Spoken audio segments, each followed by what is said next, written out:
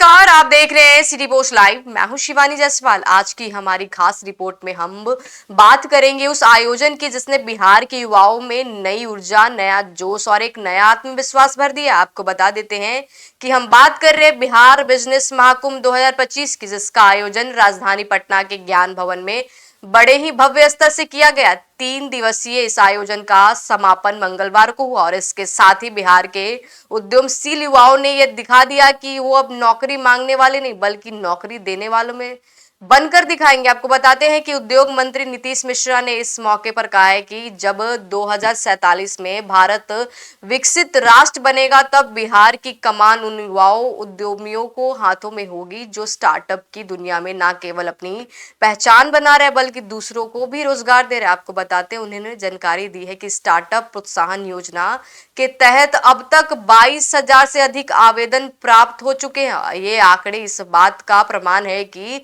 बिहार का युवा अब बदलाव चाहता और वह खुद इसके केंद्र में है। आपको बताते हैं कि बिहार बिजनेस महाकुंभ का मकसद था युवाओं का स्टार्टअप्स और उद्योग जगत के बीच संवाद का एक प्रेरणादायक मंच तैयार करना।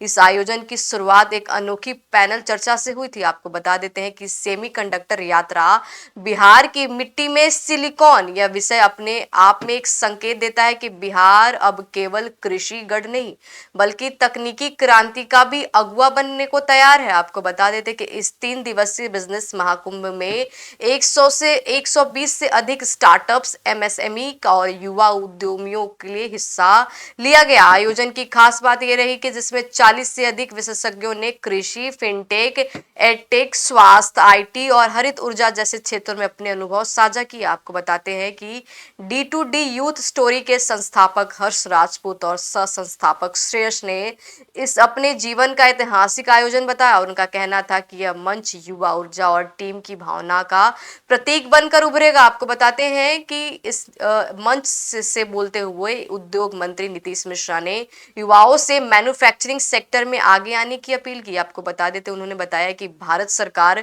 जल्द ही नई मैन्युफैक्चरिंग पॉलिसी ला रही है जिससे भारत को एक ग्लोबल मैन्युफैक्चरिंग हब के रूप में स्थापित किया जाएगा। आपको बता देते हैं कि बिहार उद्योग विभाग द्वारा राज्य भर में युवाओं से स्टार्टअप से जुड़े सुझाव और प्रपोजल मांगे गए हैं जिसकी अंतिम तिथि 10 अगस्त रखी गई है। विभाग को उम्मीद थी कि 20,000 से आवेदन आएंगे लेकिन इससे दुगने आवेदन पहले ही आ चुके हैं। आपको बताते हैं कि इस आयोजन के दौरान कई स्टार्टअप को इन्वेस्टमेंट का प्रस्ताव मिले। साथ ही शार्क टैंक इंडिया सीजन 5 के लिए 45 से अधिक युवाओं ने अपने स्टार्टअप आइडियाज पेश किए। स्टार्टअप के सफल उद्यमियों जैसे ई समाधान के रोहित कुमार सिंह, मैथो काउंट एक्सप्लोरर्स के आशीष झा, सजूद के सचिन कुमार, गांव के आलोक रंजन और रोडवेज के दिल खुश ने अपने अनुभव साझा करते हुए कहा है कि सफलता के लिए ईमानदारी और निरंतर प्रयास सबसे जरूरी है। और मनोरंजन और संस्कृति का संगम इस बिजनेस महाकुंभ में सिर्फ बिजनेस ही नहीं बल्कि संस्कृति और मनोरंजन की भी झलक